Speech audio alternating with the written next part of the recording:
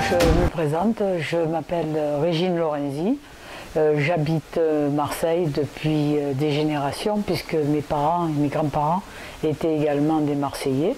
À ce titre-là, j'ai vu passer beaucoup de partis politiques, beaucoup de gens qui censément détenaient la vérité. Pour moi, la voix des Gilets jaunes, c'est la voix de la sagesse populaire. C'est la voix de ce peuple qui représente l'ensemble de notre pays, que ce soit du plus petit au plus grand, puisque moi, je fais partie d'une classe moyenne et je me retrouve dans les Gilets jaunes. À savoir que toute personne qui veut avoir une vie décente, automatiquement, elle doit regarder autour d'elle ce qui se passe, si les autres personnes peuvent vivre comme elle. Autrement, on se trouve comme des gens qui sont nantis vis-à-vis des autres. Et je ne voudrais pas me retrouver dans cette situation-là. À partir du moment où on a suffisamment d'argent pour vivre, il ne faut pas vivre pour l'argent. Il faut vivre pour en profiter. Et là, c'est normal que les Gilets jaunes veuillent vivre, et vivre décemment. J'ai fait du syndicalisme pour défendre les gens en même temps que je défendais mon propre beefsteak et l'avenir de mes enfants.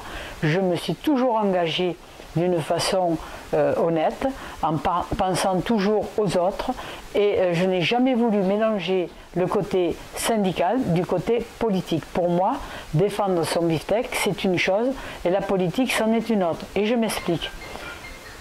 La politique nous permet de vérifier si tout marche bien dans la ville, s'il y a des problèmes de ceci, des problèmes de cela, mais pas forcément des questions qui concernent directement le salarié. Aujourd'hui, le salarié n'est plus dans la possibilité de vivre correctement de son salaire parce qu'il est trop bas, la vie elle est trop chère, tout est surélevé depuis que nous avons eu l'euro, nous avons multiplié par 6 toutes les valeurs de ce que nous devons acheter, il faut le reconnaître. Moi personnellement j'ai une retraite suffisante qui me permet de vivre, mais je pense aux autres.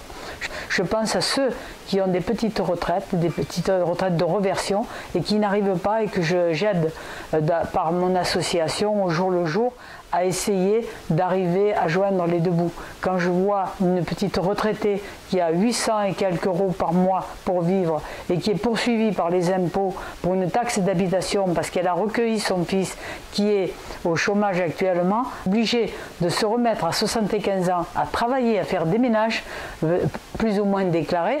Pourquoi? Parce qu'elle ne peut pas y arriver à payer à la fois ses impôts, se soigner et manger, et payer son loyer.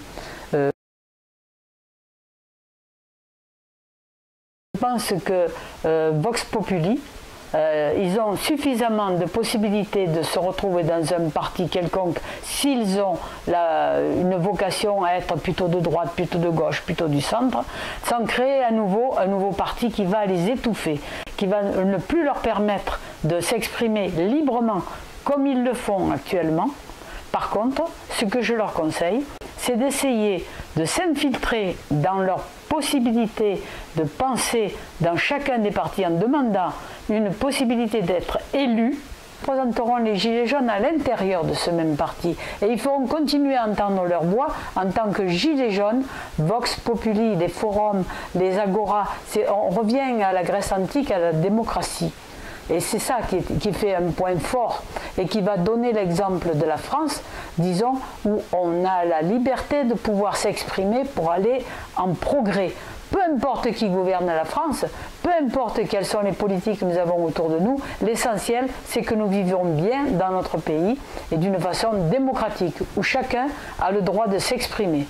Et c'est pour ça que je suis également pour le système des référendums qu'ils ont proposé, les référendums citoyens.